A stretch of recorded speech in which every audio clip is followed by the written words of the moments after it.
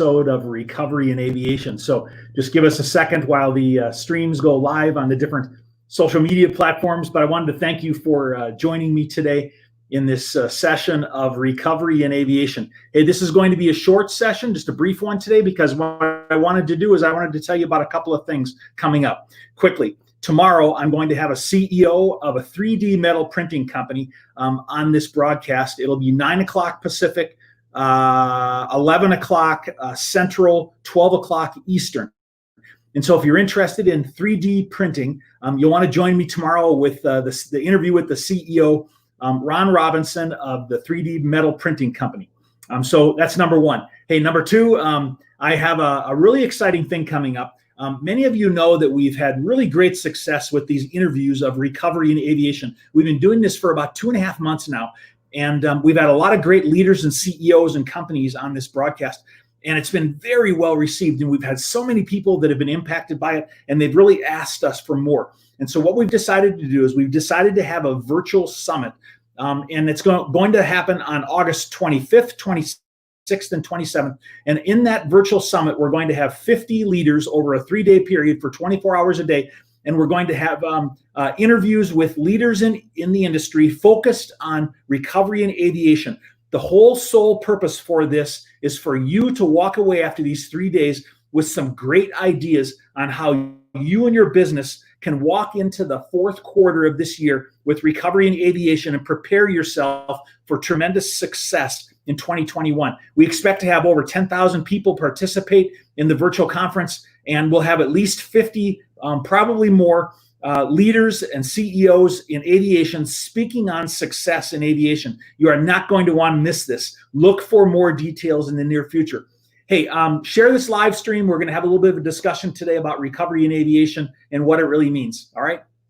Hey, yesterday, I'm not sure if you were watching the broadcast, but I was out at the airport in Minneapolis at Minneapolis Airport, and the police ran me out of the parking lot. There were no signs. I just wanted to clarify. There were no signs that said no trespassing, not open to the public. It was a parking lot at the Minneapolis airport, and it was very near to a Delta A350, and I was videoing next to the Delta A350, and I was maintaining a safe distance from the fence. It said stay 6 feet back. I was about 20 feet back from the fence.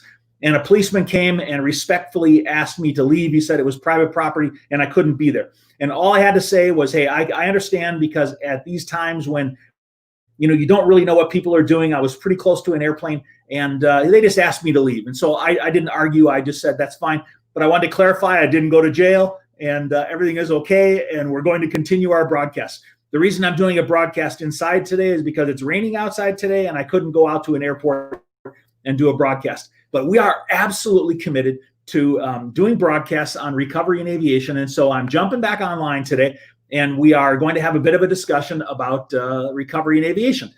If you would, please share this live stream. It's live. And if you have any questions, you can jump online with me, and we will actually I will answer your questions. Tomorrow, I'm going to have the CEO of the 3D printing company, and I'm going to have my co-host, Larry Little, online with me. But I wanted to jump on today and just do a short broadcast and have a little bit of discussion with you about recovery in aviation. Hey, for those of you that maybe know my story, I'm an A&P mechanic and a commercial instrument multi-engine pilot. And I actually went to work at the aircraft manufacturer McDonnell Douglas, and I immediately got into digital. I got into digital, and I got into planning and scheduling, and I was in the early days of turning scheduling into digital for planning of manufacturer changes onto military aircraft on the F-18. And it was really cool because I was able to work on the Blue Angels F-18 as one of my early projects that I worked on.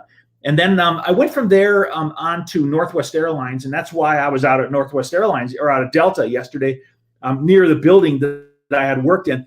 And I actually did special projects, and I did engineering kind of activities, and I was speccing out new airplanes. And then I took on technical publications and part of engineering and task card writing. And then near to the time when I left Northwest Airlines, I was managing a maintenance training, and those were all amazing opportunities because at that time I became in a position where I understood how it is that digital can make an impact to your business. But I was really a consumer of digital is what I was. I wasn't producing digital, and I wasn't helping people to be able to go digital. I left Northwest Airlines and went to Jeppesen. And when I was at Jeppesen, we started a new business, which was Jeppesen Maintenance Information Services. And what we were doing is we were taking paper-based documents and we were turning them into electronic, and then using Jeppesen's capabilities to aggregate and distribute data. And we were applying it to maintenance, and we were distributing electronic data out into the industry to airlines at the time, so they would have electronic maintenance manuals. And that was really the very early days, because not that many people were using electronic documents yet at that point. And it was very, very successful. And as most of you know, that Boeing came in and bought Jeppesen, and then that product was actually eventually merged into one product as part of Toolbox. But after that time, I really learned the difficulties in implementing of digital data out there in the industry. And there were so many obstacles that were in my way, and I struggled. And if I was concerned over technology and business application and software and data and the availability of internet and the ability to be able to get acceptance, through change management of people and quality and regulatory approval and, internet, and all those things really played into, and they were really obstacles that were getting in my way and were preventing me from being able to be successful in the deployment of digital data. And it was so frustrating.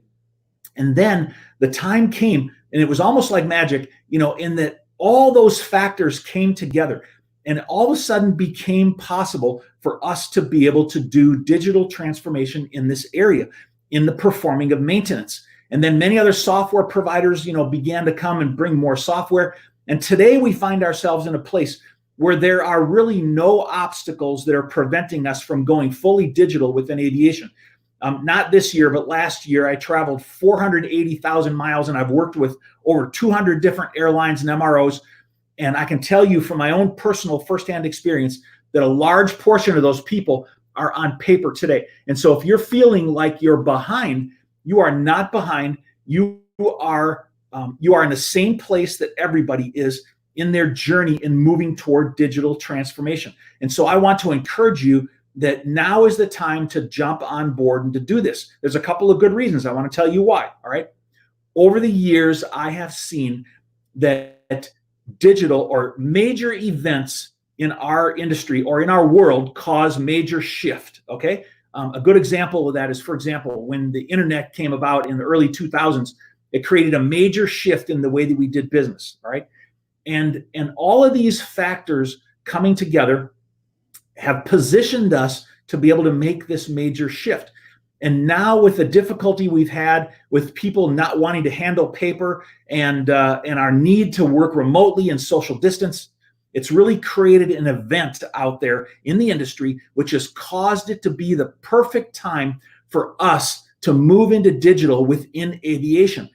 All the foundation had been laid prior to this, and now it's the time for us to leverage this and to be able to move forward. Now you say, why? All right, because the acceptance of digital has dramatically increased. Last summer, the federal government said, we're going to go completely digital. You have to move all of your records into digital. The FAA has followed that, and they are in the process of moving everything to digital. They are going to expect you to be digital because they're digital. Number one, all right, is that there's acceptance of digital that exists out there. Okay, number two, all right, is that people are looking for significant efficiencies out there in our industry today in order to be able to survive. All right, I have personally seen digital provide people 1x returns, 2x returns, 3x returns, even 10x returns on their efforts to implement digital. And I've seen people cut costs by 20, 30, 40% in maintenance operations and in engineering operations by the implementation of digital. And so one of the major factors that people have had in the past is that things are working okay the way they are, and it's hard for us to be able to shift, and people aren't going to accept it, and it's going to cost a lot of money. All right, but listen, today, because of the economy and the way things have moved right now, we need, in order to be able to survive, to create significant efficiencies in our business. All right, and we need to find ways to do that.